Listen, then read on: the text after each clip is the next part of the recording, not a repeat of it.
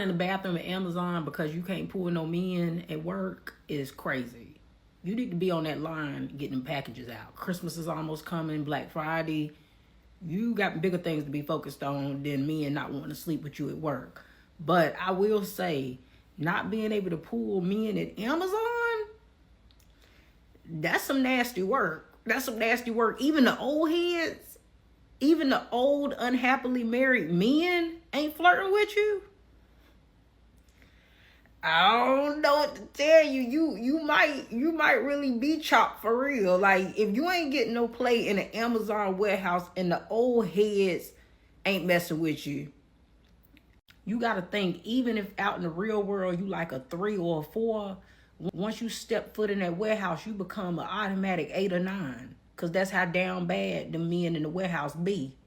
The married ones, the single ones, ones with girlfriend, they be down bad. They be down bad. So even if you ugly, you somewhat become fine enough for them to at least want to smash.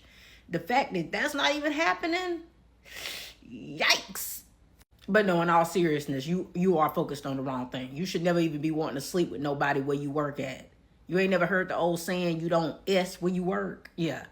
Now get back on that line and get them packages out, because if my stuff late, I'm going to be upset. Men aren't lost, they're deliberate. After years of watching careers get torpedoed over a smile or a misread moment, silence became the safest option. This isn't disrespect, it's strategy. And the fact it unsettles you proves it's effective. Why is there no accountability for a toxic coworker? Let me give you a real example. You've got a coworker who undermines you in meetings, makes little comments and takes credit, and drains everyone. And everyone knows they're the problem. Leadership knows, and still nothing happens. Here's why. Most toxic behavior isn't illegal and it isn't fireable by itself. So organizations don't treat it like misconduct. They treat it like an interpersonal issue, which means instead of fixing the person, the system quietly adjusts around them. And that's why waiting for accountability is usually a losing strategy. If you want relief, you have to stop absorbing the behavior and start responding in ways that protect you instead. Because the system doesn't move just because something feels unfair. It moves when pressure shifts. Sounds familiar. You're not alone, and you're not doing anything wrong. Let me know in the comments what situation you're dealing with, and I'll help break it down. The most frustrating thing about men is the fact that they refuse to acknowledge when they are being flirted with. They'll go, "You're so handsome," and they just go, they look so confused to the point where you're like, they obviously want nothing to do with me. That's okay. Won't do that again. And later you find out they liked you the whole time. So, what? What's being labeled as avoidance is really survival mode. Men learned the hard way that friendliness at work now comes bundled with HR reports and reputation roulette. Keeping distance isn't rejection.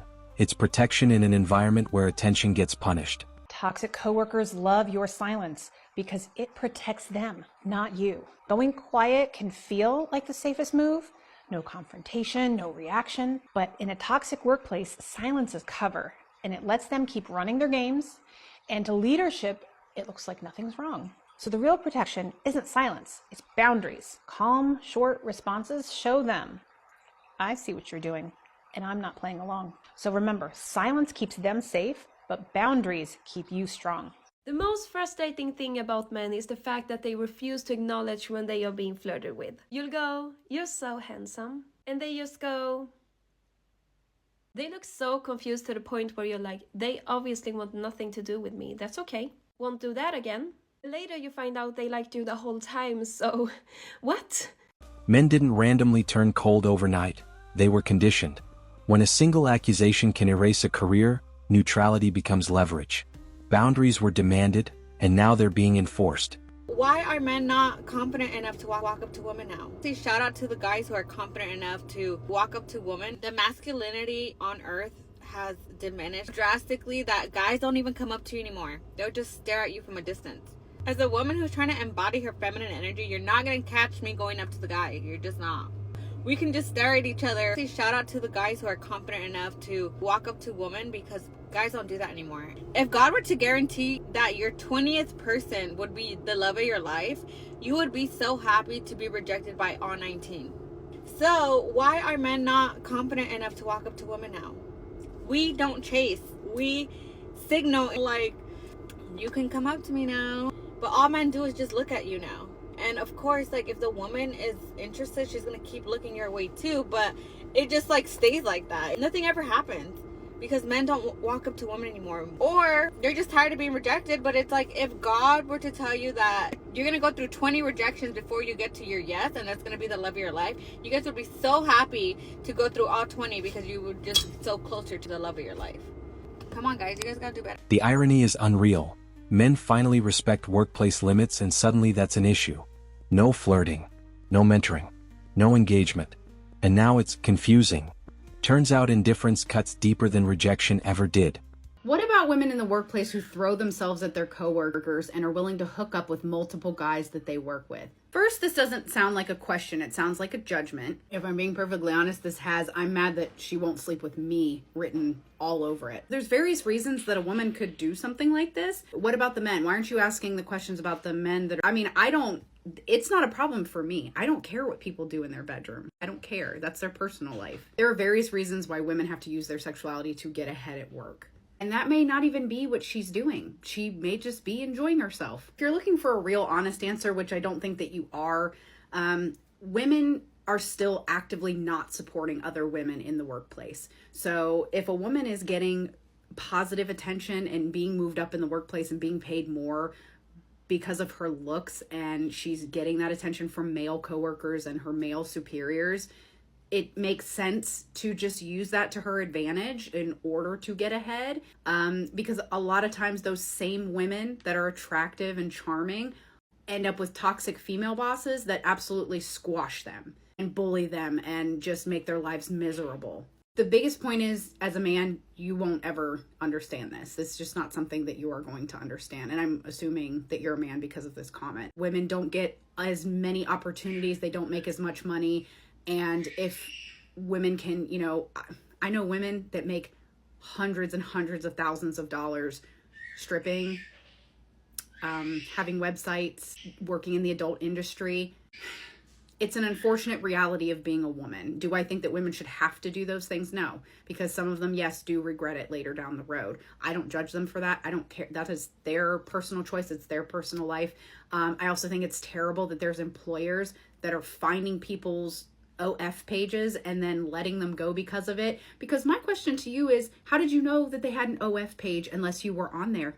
But when you think things like this, maybe try to look at them a little bit differently. Like, think about the guys and maybe like why they're doing what they're doing, or just don't think about it at all because it's people's personal lives. Who cares? Oh, hey, how was your weekend?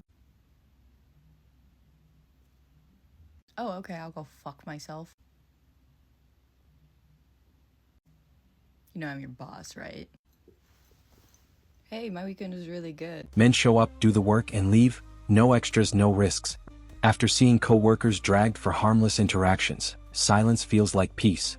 This isn't resentment, it's awareness. But why would he act if he doesn't have feelings? This is the part most women keep missing. Sit down.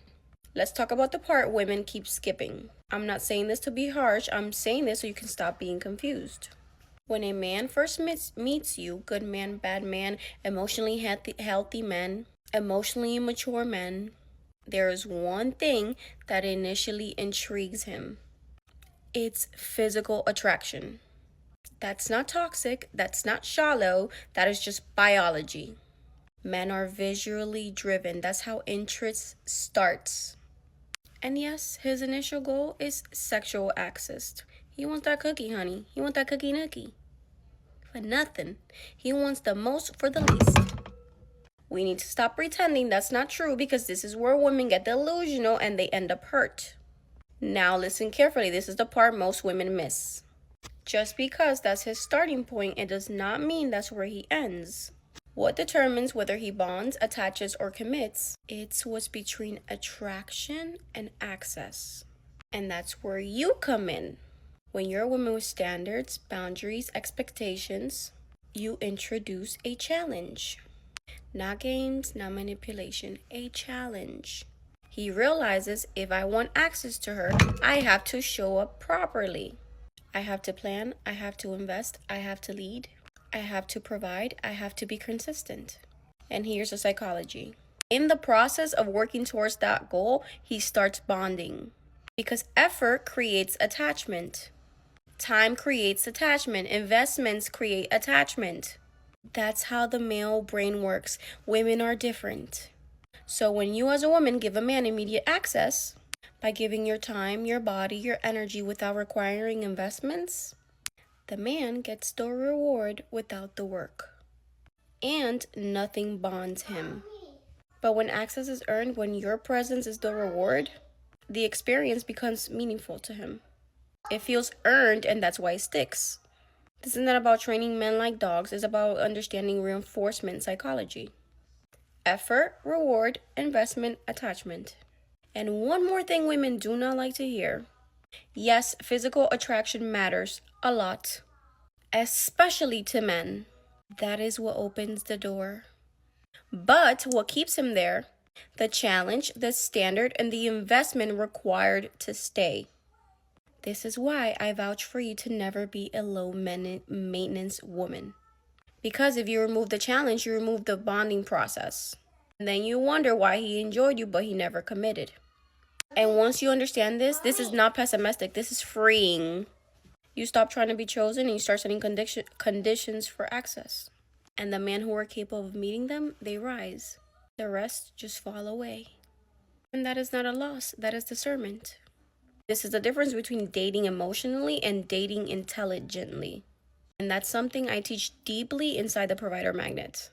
So you stop guessing and start understanding how men actually bond.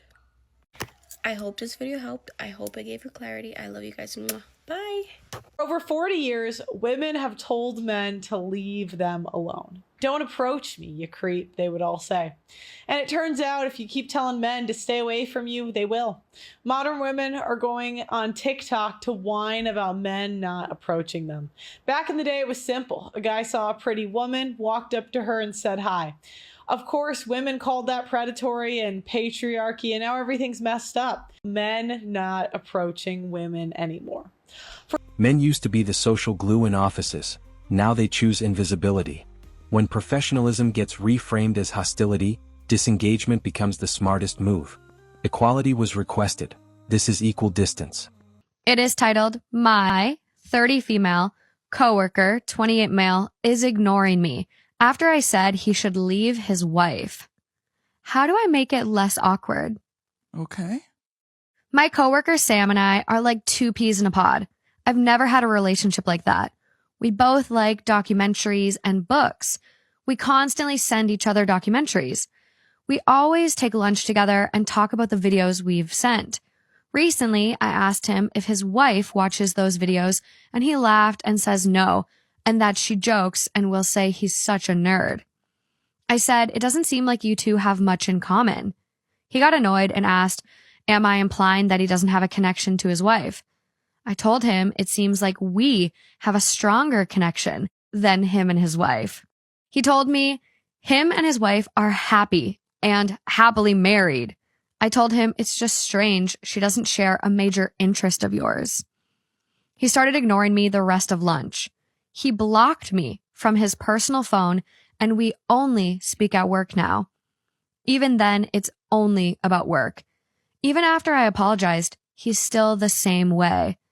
I want things to go back to normal because the workdays are definitely longer ever since he stopped talking to me. So, am I the asshole? Yeah. Yeah.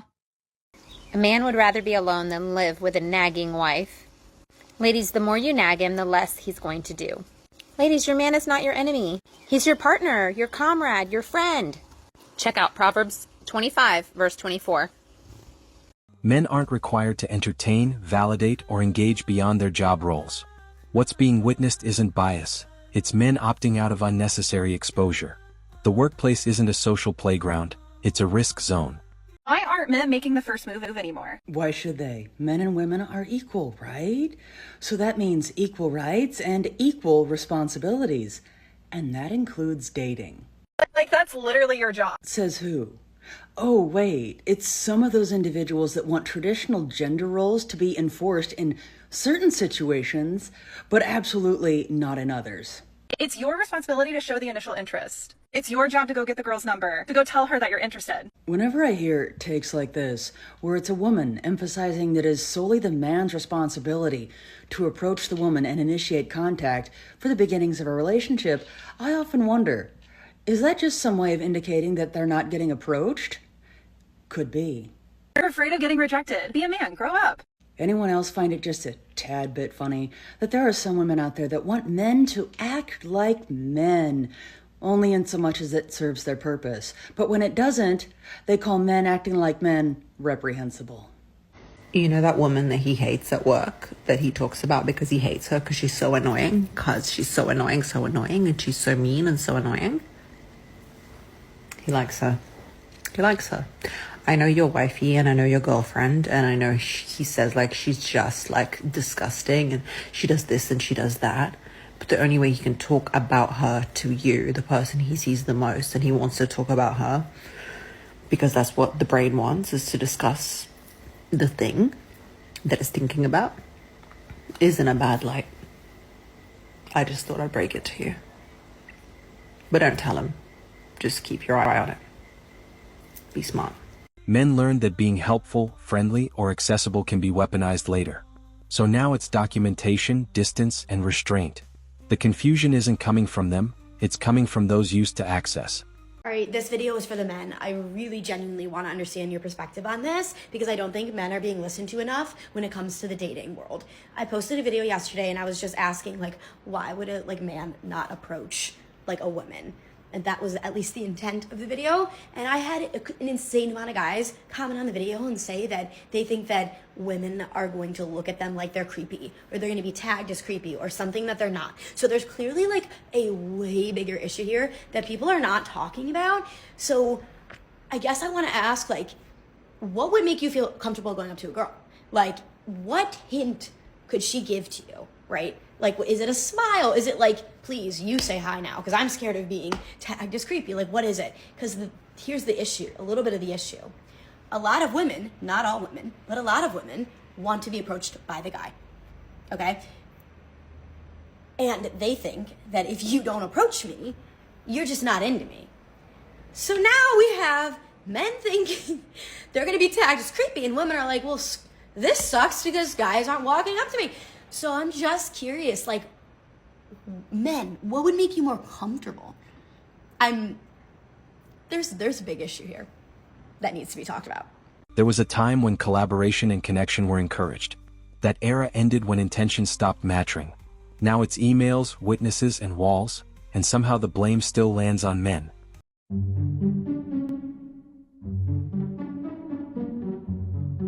Men didn't vanish, they adjusted. When the cost of being misunderstood is too high, disengagement becomes logic. The quiet isn't accidental, it's calculated and it's here to stay. Men stopped playing by the rules, and now everyone's freaking out. Let's break down why silence has become the loudest move.